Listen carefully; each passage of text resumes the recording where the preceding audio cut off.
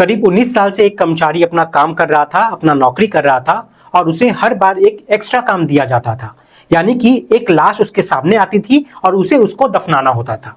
अब दिसंबर 2014 की यह बात है। उसको कहा जाता है कि एक लाश तुम्हें दफनानी है, इसके लिए तुम इंतजाम कर लो। जैसे ही लाश दफनाने की बात आती है तो वो जाता है और गड्ढा खोदता है। गड्ढा खोदने के बाद जब वो उस लाश को देखता है तो वो उसे देखता ही रह जाता है। दरअसल वो लाश एक लड़की की होती है जो कि अर्धनग्न स्थिति में होती है। जैसे ही वो उसके करीब जाता है तो लाश देखकर उसकी चीखें निकल जाती है। चीख निकलने वाली बात भी थी क्योंकि ये उसके परिवार की ही एक लड़की थी जो कि काफी दिनों से गायब थी। ये उसी की ही लाश उसके सामने अब पड़ी हुई थी। उस लाश को देखकर साफ साफ अंदाजा लगाया जा सकता था कि उसके साथ कुछ गलत किया गया है। आखिरकार उसने उस लाश को भी बिल्कुल उसी तरीके से दफना दिया जैसे वो सैकड़ों लाशों को इससे पहले दफनाया हुआ था। अब इस लाश को दफनाता है और दफनाने के बाद सीधा घर पहुंचता है और घर जाकर अपनी पत्नी से कहता है कि जितनी जल्दी हो सके अपना सामान तैयार कर लो क्योंकि हमें यहां से भागना है। अब वो वहां से चला जाता है और लगातार अपनी जगह को बदलता रहता है, लेकिन जब जब वो सोने की कोशिश करता था तब तब उसके सामने वो लाशें आने लगती थी। उसे खोदते हुए वो सब गड्ढे दिखाई देने लगते थे। इसलिए 11 साल के बाद फिर वो वापस लौटकर उसी जगह पे आता है और आने के बाद पुलिस स्टेशन जाकर एक पत्र लिखता है और कहता है कि साहब, मेरे सीने में एक राज दफन है जो मैं बताना चाहता हूं। अब उसने जो राज की बात यहां पर बताई, इससे पूरे भारतवर्ष में हलचल मच जाती है। हर कोई व्यक्ति सोचने पर मजबूर हो जाता है कि आखिरकार ये क्या हुआ और कैसे हुआ। तो चलिए आज की इस कहानी में हम जानेंगे कि आखिरकार मामला क्या है। नमस्कार, मैं मुकेश। आज की सच्ची घटना मैं आपको सुनाने जा रहा हूं। ये सच्ची घटना है कर्नाटक प्रदेश के जिला दक्षिण कन्नड़ की। दक्षिण कन्नड़ जिले में एक जगह लगती है धर्मस्थला। जुलाई 2025 की शुरुआत की बात है। धर्मस्थला पे एक व्यक्ति होता है।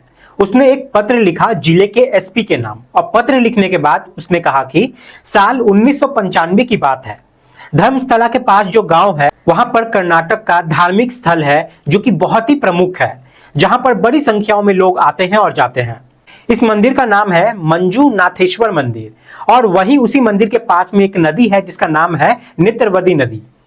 वहां पर उसकी 1995 से सफाई कर्मचारी के तौर पर नौकरी लग जाती है। उसको एक नदी के आसपास का जो एरिया है बिल्कुल उसको साफ सुथरा रखना पड़ता था। एक बार उसके पास सफाई के साथ साथ उसके पास एक और काम आता है। काम था एक लाश को दफनाने का। अब उसने ये देखकर ऐसा अंदाजा लगाया कि जो लाश आई है दरअसल या तो वो नदी में डूब गया होगा या फिर उसने किसी वजह से अपनी जान दे दी होगी। इसलिए इस तरीके के जो मामले को शायद यहाँ पे छुपा के रखा जाता होगा।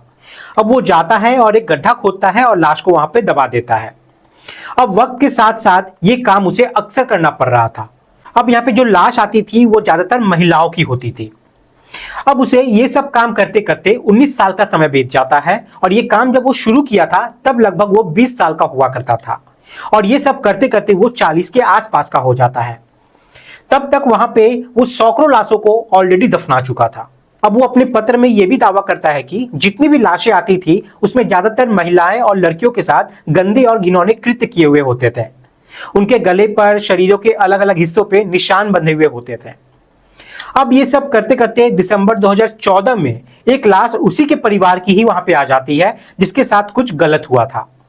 अपनी आंखों से उसकी अवस्था को देख वो सह नहीं पाता है और वो अपने परिवार को लेकर वहां से भाग जाता है और अपनी जगह वक्त के साथ बदलता रहता है। वो परेशान रहता है और ये सब उसने जो किया था ये सब उसके सपने में आना भी शुरू हो जाता है, जिससे वो परेशान हो जाता है। अब जब वो परेशान होने लगता है तब वो एसपी को एक पत्र लिखता है जिसमें ये सारी घटनाओं का उल्लेख कर वो उनसे रिक्वेस्ट करता है कि इस मामले की जांच पड़ताल जो है वो उच्च स्तरीय पे की जाए।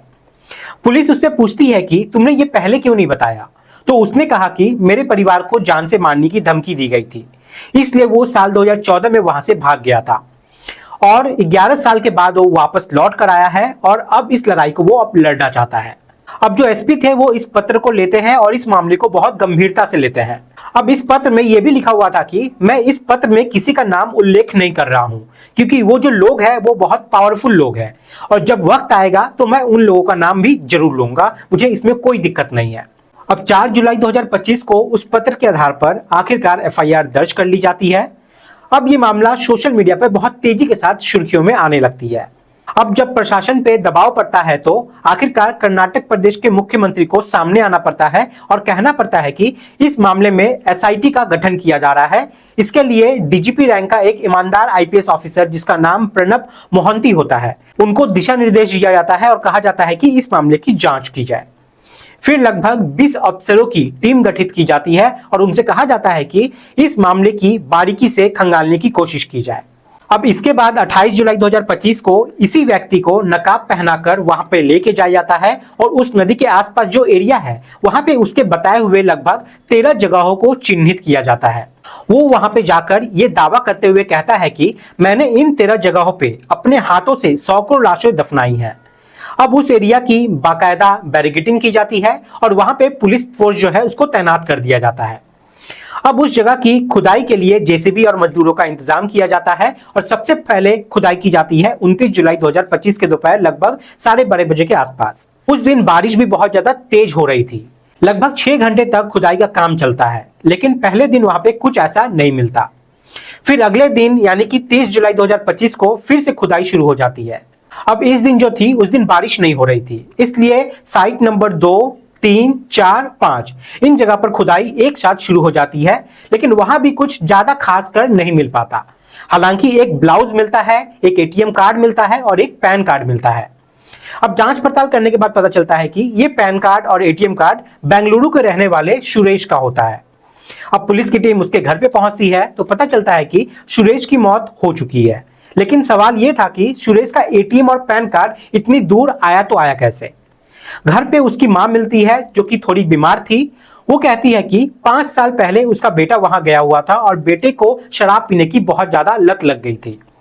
धर्मशाला में उसे दर्शन भी करना था और साथ ही उस नदी में उसको स्नान भी करना था। वो ये भी बताती है कि वहीं पे उसके बेटे का एटीएम कार्ड और पैन कार्ड जो था वो गिर जाता है। उसे ढूंढने की बहुत कोशिश की जाती है, लेकिन वो वहां पे नहीं मिलता।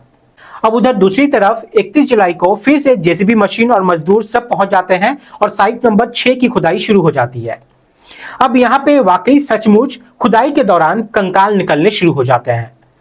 लगभग मानव के 25 हड्डियां यहाँ पर निकलती है। निकालने के बाद उसे फॉरेंसिक टीम को चेकिंग के लिए भेज दिया जाता है और अभी से लगभग 15 से 20 दिन लगभग लग जाएंगे इसकी रिपोर्ट को आने में। अब फिर से 1 अगस्त 2025 को फिर से खुदाई करने के लिए टीम वहां पे पहुंच जाती है और 7 नंबर साइट और 8 नंबर साइट इन दोनों जगह पे खुदाई होती है, लेकिन वहां पे ऐसा कुछ खास नहीं मिलता। अब ऐसी स्थिति में एक्सपर्ट कहते हैं कि वो व्यक्ति 11 साल बाद शिकायत कर रहा है और पिछले 19 साल से उसने ये काम किया था, यानी कि साल 1995 से लेकर 2014 तक। इस बीच में जो लाशें थी वो तो पूरी तरह गल ही गई होंगी, साथ ही जो हड्डियां हैं वहां पे नदी की नमी होने के कारण वो भी हो सकती है गल गई हो। इसलिए इस मामले की अभी जांच करना बहुत उच्च स्तर पे बहुत जरूरी है।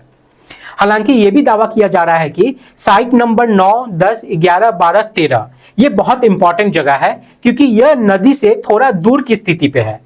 यहाँ पानी का असर शायद उतना नहीं रहा होगा, इसलिए यहाँ पे ये उम्मीद जताई जा रही है कि सबसे ज्यादा लाशें भी यहीं पे दफनाई गई हैं। अब इस बीच में एक महिला जिसका नाम सुजाता भट्ट होता है, जो कि 15 जुलाई को एक शिकायत लेकर पहुंचती है, जो सीबीआई में पूर्व स्टेनोग्राफर भी होती है।